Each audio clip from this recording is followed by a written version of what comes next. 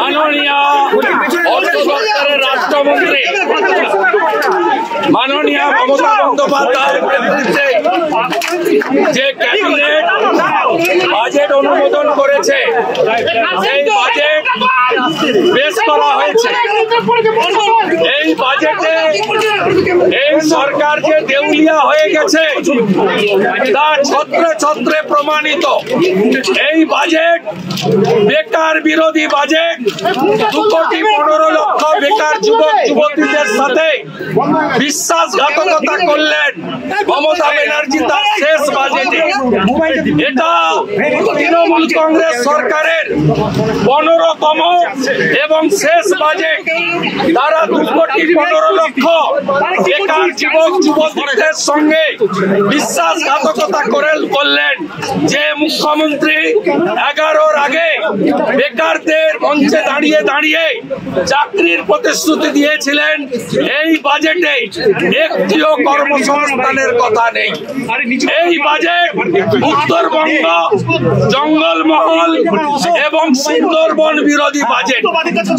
এই বাজেটে সমগ্র উত্তরবঙ্গে নদী ভাঙন, ইরিগেশন স্কিম, পাহাড়ের উন্নয়ন, চা বাগানের উন্নয়ন, চা শ্রমিকদের জন্য পরিকল্পনা এবং সামগ্রিক মালদা থেকে গৌড় থেকে আলিপুরদুয়ার এবং আজকে চিলা রায় মহোদয়ের জন্মদিন কোচবিহার, তার জন্য এই বাজেটে কোনো প্রস্তাবনা নাই।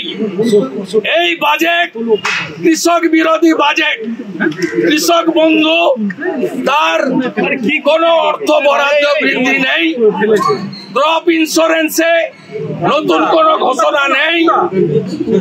উচিত মূল্যে সার, পেট্রোল, ইলেকট্রিকে ভর্তুকি কৃষকদের দেওয়ার কোনো প্রস্তাব নেই। বয়স্ক প্রবীণ কৃষকদের জন্য কৃষক ভাতা এবং কৃষকদের অ্যাক্সিডেন্টাল বেনিফিটের কোনো প্রস্তাব এই বাজেটে নেই। এই বাজেট আমাদের পূর্বাঞ্চল, পশ্চিমাঞ্চলের বাঁকুড়া, ঝাড়গ্রাম, পশ্চিম মেদিনীপুর, পুরুলিয়া জেলা, যেখানে মানুষজন ন্যূনতম পানীয় জল পান না, চিকিৎসার সুযোগ পান না, তাদের জন্য কোনো প্রস্তাবনা নেই। আমাদের পাহাড়ের গোর্খা জনজাতি, তামাং, ভুটিয়া, রাই, আমাদের রাজবংশী সমাজ, নমশূদ্র সমাজ, জনজাতি সমাজ, কুর্মী সমাজ, তাদের জন্য কোনো পরিকল্পনা এই বাজেটে রাখা হয়নি। মতুয়াদের জন্য একটা শব্দ বাক্য এই বাজেটে দেওয়া হয়নি। এই বাজেটে স্বাস্থ্য ক্ষেত্রে নতুন কোন পরিকল্পনার কথা বলা হয়নি। অসত্য বাজেট। এবং এরা সুন্দর সাগরে ব্রিজ করবেন, অমুক করবেন। আপনারা জানেন জাতীয় জলপথ, ইনল্যান্ড ওয়াটারওয়েজ, এই জাতীয় জলপথের ক্ষেত্রে কেন্দ্রীয় সরকারের এবং ইনল্যান্ড ওয়াটার অথরিটির তাদেরই অথরিটি।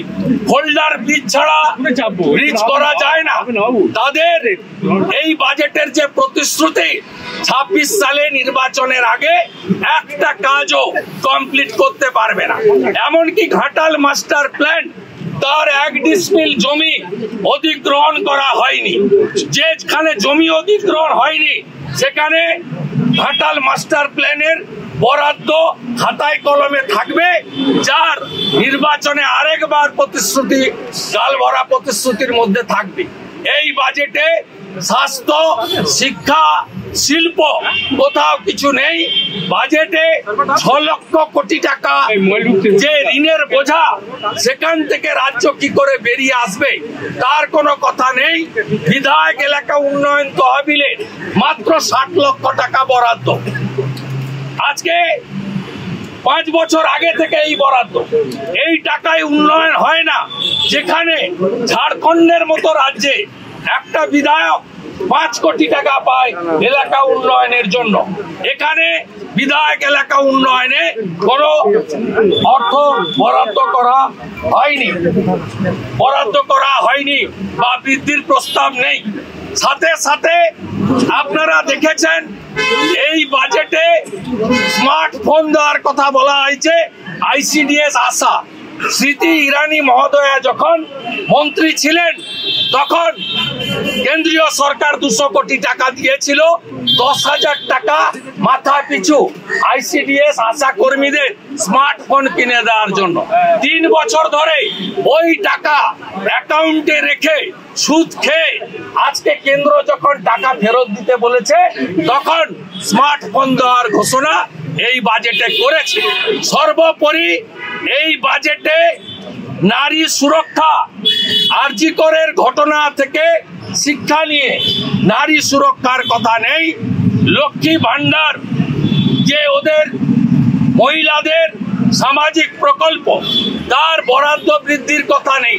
যেখানে উড়িষ্যা সরকার বিজেপি বছরে এককালীন 50,000 টাকা দিচ্ছে, যেখানে মহারাষ্ট্র সরকার এককালীন মাসে 2,000 টাকা দিচ্ছে, হরিয়ানা সরকার মাসে 2100 টাকা দিচ্ছে, দিল্লির বিজেপি সরকার মাসে 2500 টাকা দেবে।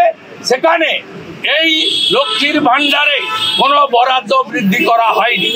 1000 টাকার বার্ধক্য ভাতা, বিধবা ভাতা এবং দিব্যাঙ্গ ভাতা, যার 800 টাকা ভারত সরকার দেয়, 200 টাকা রাজ্য সরকার দেয়, তারও বৃদ্ধির কোনো সুপারিশ করা হয়নি। লোকপ্রসার শিল্পীদের জন্য কোনো নতুন বরাদ্দের কথা হয়নি। আমাদের ভিডিও ভালো লাগলে লাইক এবং শেয়ার করুন।